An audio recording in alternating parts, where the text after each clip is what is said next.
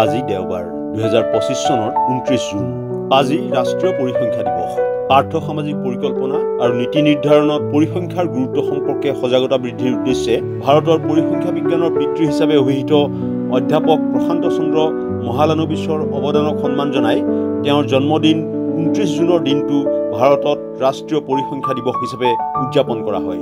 উভতি চাওঁ ইতিহাসত আজিৰ দিনটো। মাইকেল মধুসূদন দত্তৰ মৃত্যু 1873 চনৰ 29 জুনত 49 বছৰ বয়সত বংগ প্ৰেচিডেন্সিৰ কলিকতাত মৃত্যু হৈছিল। বাংলা কবিতাত নতুন শৈলীৰ প্ৰৱৰ্তন কৰোতা অগ্ৰণী কবি আৰু নৱজাগৰণ যুগৰ আগশাৰীৰ বাংলা সাহিত্যিক নাট্যকাৰগৰাকী কেথৰিন হেপবাৰ্ণৰ মৃত্যু 2003 চনৰ 29 জুনত 96 বছৰ বয়সত কানেক্টিকাটৰ ওল্ড চেব্ৰুকত মৃত্যু হৈছিল।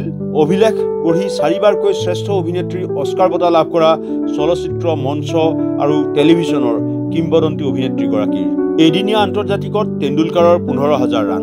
2007 চনৰ 29 জুনত শচীন তেণ্ডুলকাৰ এদিনীয়া আন্তৰ্জাতিক ক্ৰিকেটত 15,000 ৰান সম্পূৰ্ণ কৰা বিশ্বৰ প্ৰথমজন খেলুৱৈত পৰিণত হয়। বেলফাষ্টত দক্ষিণ আফ্ৰিকাৰ বিৰুদ্ধে 93 ৰানৰ এক দমনীয় ইনিংছ খেলি তেওঁ এই কৃতিত্ব অৰ্জন কৰে। এপল আইফোনৰ বিক্ৰী মুকলি 2007 চনৰ 29 জুনত প্ৰথম বিক্ৰী মুকলি হয় এপল আইফোনৰ। 3.5 ইঞ্চিৰ মাল্টিটাচ ডিছপ্লে, 2 মেগাপিক্সেল কেমেৰা আৰু আইফোন OSৰ এই ফোনে স্মাৰ্টফোনৰ বজাৰত ধুমুহা আনে আৰু 74 দিনতে 10 লাখ আইফোন বিক্ৰী হয়। অগ্নিকাণ্ডত ভস্মীভূত শ্বেক্সপিয়াৰৰ গ্লোব থিয়েটাৰ 1613 চনৰ 29 জুনত উইলিয়াম শ্বেক্সপিয়াৰৰ নাটক অষ্টম হেনৰী প্ৰদৰ্শনৰ সময়ত সংঘটিত অগ্নিকাণ্ডত লণ্ডনৰ বিখ্যাত গ্লোব থিয়েটাৰ জ্বলি ভস্মীভূত হয়। বিশেষ কাৰিকৰী কৌশলৰ বাবে মঞ্চত ব্যৱহাৰ কৰা এটা কামানৰ পৰা খেৰৰ ছাললৈ জুই বিয়পি ঐতিহাসিক ভৱনটো ধ্বংস কৰে।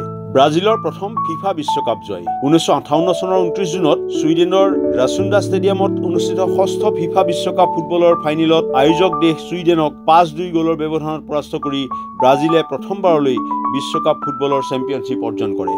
প্ৰিন্স এডৱাৰ্ড দ্বীপ আৱিষ্কাৰ 1534 চনৰ 29 জুনত ফৰাচী অভিযাত্ৰী জেক্স কাৰ্টিয়েৰে কানাডাৰ প্ৰিন্স এডৱাৰ্ড দ্বীপ আৱিষ্কাৰ কৰে। চেণ্ট লৰেন্স উপসাগৰৰ অন্বেষণত লোৱা কাৰ্টিয়েৰে দ্বীপটোত উপনীত হৈ প্ৰথমতে ইয়াক মূল ভূখণ্ডৰ অংশ বুলি ধাৰণা কৰিছিল। তেওঁ দ্বীপটোত উপস্থিত হোৱা প্ৰথম ইউৰোপীয় হিচাপে পৰিগণিত হয়। নাৱেৰে আটলাণ্টিক অতিক্ৰম কৰাৰ অভিলেখ 1986 চনৰ 29 জুনত ৰিচাৰ্ড ব্ৰেনছনে নাৱেৰে আটলাণ্টিক পাৰ হোৱাৰ নতুন অভিলেখ স্থাপন কৰে। তেওঁ পাৱাৰ বোট দ্বিতীয় ভাৰ্জিন আটলাণ্টিক চেলেঞ্জাৰৰ সৈতে 3 দিন 8 ঘণ্টা আৰু 31 মিনিটত যাত্ৰা সম্পূৰ্ণ কৰি SS আমেৰিকাৰ পূৰ্বৰ অভিলেখ ভংগ কৰে। ভাৰতৰ দ্বিতীয় T20 বিশ্বকাপ ক্ৰিকেটৰ খিতাপ 2024 চনৰ 29 জুনত ব্ৰিজটাউনত অনুষ্ঠিত ICC T20 বিশ্বকাপ ফাইনেলত ভাৰতে দক্ষিণ আফ্ৰিকাক 7 ৰানত পৰাস্ত কৰি দ্বিতীয়বাৰৰ বাবে T20 বিশ্ব চেম্পিয়ন হিচাপে পৰিগণিত হয়। ফাইনেলত ভাৰতৰ হৈ বিৰাট কোহলীয়ে 59টা বলত সৰ্বাধিক 76 ৰান সংগ্ৰহ কৰিছিল।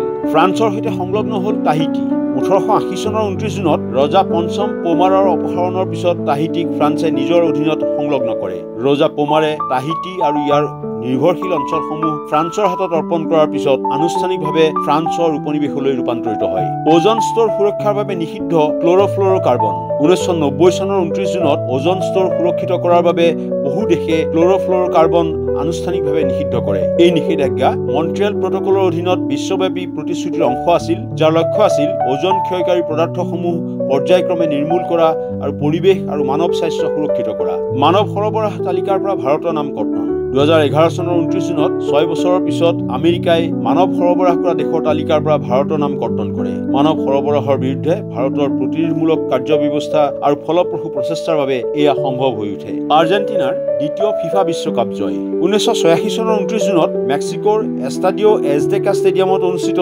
ফিফা বিশ্বকাপৰ ফাইনেলত আৰ্জেণ্টিনাই পশ্চিম জাৰ্মানীক 3-2 গ'লত পৰাস্ত কৰে। আৰ্জেণ্টিনাই দ্বিতীয়বাৰলৈ ফিফা বিশ্বকাপ জয় কৰা এই টুৰ্ণামেণ্টত ডিয়েগো মাৰাডোনাই স্মৰণীয় ভূমিকা পালন কৰিছিল। ইনফৰমেশ্যন ডেস্ক, দেশ টুডে।